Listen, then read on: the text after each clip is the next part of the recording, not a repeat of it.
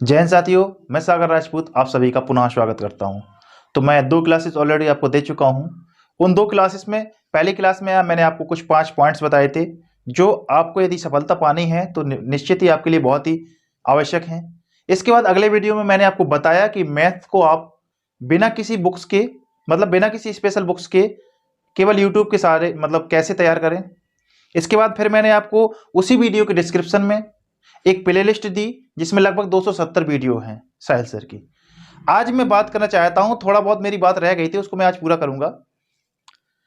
बात कर लेते हैं। मैंने आपसे बताया था कि आपको मैथ को कैसे तैयार करना है, ठीक है।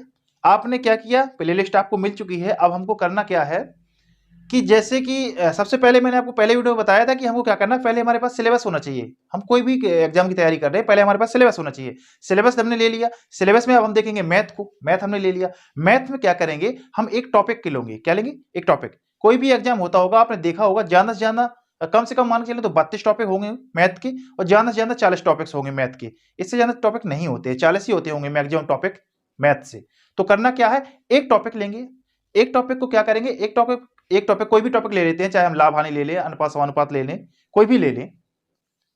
हमें किसमें से लेना है, जो हमने आपको प्लेलिस्ट दी है उसमें से आप कोई भी टॉपिक लेंगे तो आप देखेंगे कि उस टॉपिक से संबंधित कम से कम 10 से 12 क्लासेस पाएंगे उसमें। 10 से 12 क्लासेस को आप कम से कम, यदि आप पर डे 3 घंटे पढ़ते हैं मैथ को, मिनिमम आपको 3 घंटे देना पड़ेगा पर डे, क्योंकि आप शुरुआत कर रहे हैं, हम ये मान के चल रहे हैं। जैसे ही आप पर डे 3 घंटे पढ़ेंगे तो आप 10 से 12 क्लासेस होंगी एक टॉपिक की। आप 3 दिन में एक टॉपिक की पूरी क्लासेस को पढ़ लेंगे और नोट डाउन भी कर लेंगे क्वेश्चंस को 3 दिन में। 3 दिन में आपका एक टॉपिक क्या हो गया, नोट डाउन हो गया। अगले 3 दिन में आपने दूसरा टॉपिक नोट डाउन कर लिया। आप देखेंगे कि 6 दिन के अंतर्गत आपके 2 टॉपिक नोट डाउन हो जाएंगे, राइट। बचता है 7वां दिन। 7वें दिन हम क्या करेंगे, उन दोनों टॉपिक के जो हमने नोट डाउन किए हैं उनका रिवीजन करेंगे 7वें दिन। हो सकता है 7वें दिन हमको 3 से 4 घंटे या 5 घंटे भी देना पड़ जाए मैथ को, वो देने पड़ेंगे और हमको रिवीजन करना पड़ेगा, ठीक है। आप देखेंगे कि 7 दिन में हमारे 2 टॉपिक कंप्लीट हो जाएंगे। कैसे कंप्लीट हो जाएंगे, नोट डाउन हो जाएंगे, एक बार रिवीजन हो जाएगा 7 दिन में। ऐसे यदि हम चैन बनाएंगे तो 7, 14, 14 और 21 और 28 दिन में आप पाएंगे कि आपके 8 टॉपिक नोट डाउन हो चुके हैं और लगभग एक बार आपका रिवीजन हो गया है 28 दिन में। अभी भी आपके महीने पूरे होने में 2 दिन या 3 दिन बाकी है।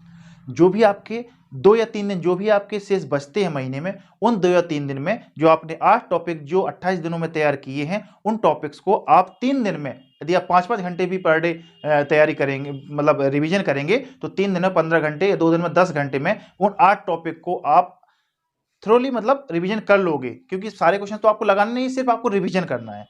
तो इस तरीके से आप देखेंगे कि एक महीने में आपके 8 टॉपिक कंप्लीट हो चुके हैं, नोट डाउन हो चुके हैं और उनका 2 बार रिवीजन हो चुका है। इस तरीके से यदि आप लगातार 5 महीने करेंगे तो 8 पंच 40, तो 5 महीने में आप पाएंगे कि आपके 40 टॉपिक जो मैथ में होते हैं, लगभग इतने ही होते होंगे, कंप्लीट हो जाएंगे और 2 बार उनका रिवीजन भी हो जाएगा। हो जाएगा कि नहीं हो जाएगा? आप पाएंगे कि 5 महीने में आपको कुछ ना कुछ तो आना ही लगेगा मैथ में, बहुत कुछ आने लगेगा, कुछ ना कुछ नहीं।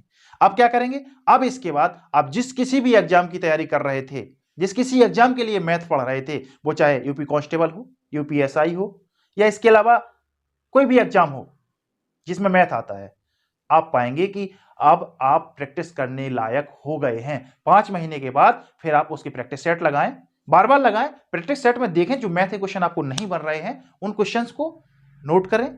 उन क्वेश्चन को कैसे नोट करें, देखो ऐसा होता है, जब हम 5 महीने तैयारी कर चुके होंगे और प्रैक्टिस सेट लगाएंगे तो प्रैक्टिस सेट में, हर प्रैक्टिस सेट में देखेंगे कुछ ना कुछ क्वेश्चन ऐसे होंगे जो आपको बार बार नहीं बनेंगे और वो हर प्रैक्टिस सेट में भी आएंगे।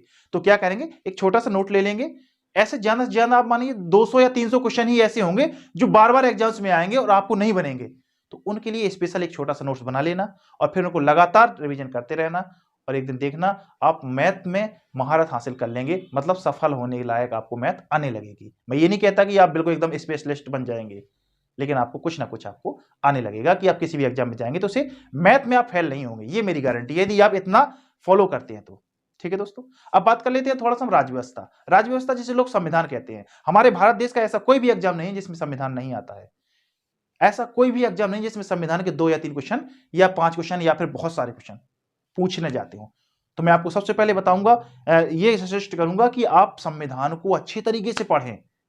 इसके लिए मैं क्या करूंगा, एक प्लेलिस्ट आपको डिस्क्रिप्शन में डाल दूंगा। करण सर थे जो एक जोधपुर की कोई एकेडमी है, वो पहले पढ़ाते थे, इस समय नहीं पढ़ाते हैं। उन्होंने राज व्यवस्था को शुरुआत से राज्यपाल तक पढ़ाया है। कुछ क्लासेस डरी हुई हैं, लेकिन बहुत अच्छे से पढ़ाया है, पीसीएस लेवल का पढ़ाया है। आप उनको पढ़ना, यदि आप पहली बार भी पढ़ते हैं तो आपको संविधान समझ में आएगा, क्योंकि मैंने उनसे पढ़ा है, मैंने उनको समझा है कि उन्होंने कितने अच्छे से पढ़ाया है। तो यदि आप शुरुआत करना चाहते हैं संविधान की पढ़ने के लिए, तो मैं वो आपको प्ले लिस्ट में दे दूंगा। करण सर हैं, उनके पढ़ाने का तरीका आपको निश्चित ही पसंद आएगा, क्योंकि मुझे पसंद आया। यदि आपको नहीं पसंद आता है तो फिर आपको जो टीचर अच्छे लगते हैं उनसे तैयारी करें। इसके बाद जो भी हमारी स्ट्रेटजी होगी, जो भी कुछ होगा, वो हम आपको अगले वीडियो में बताएंगे। तब तक के लिए नमस्कार। थैंक यू सो मच हमारे साथ जुड़ने के लिए, आपका बहुत बहुत शुक्रिया।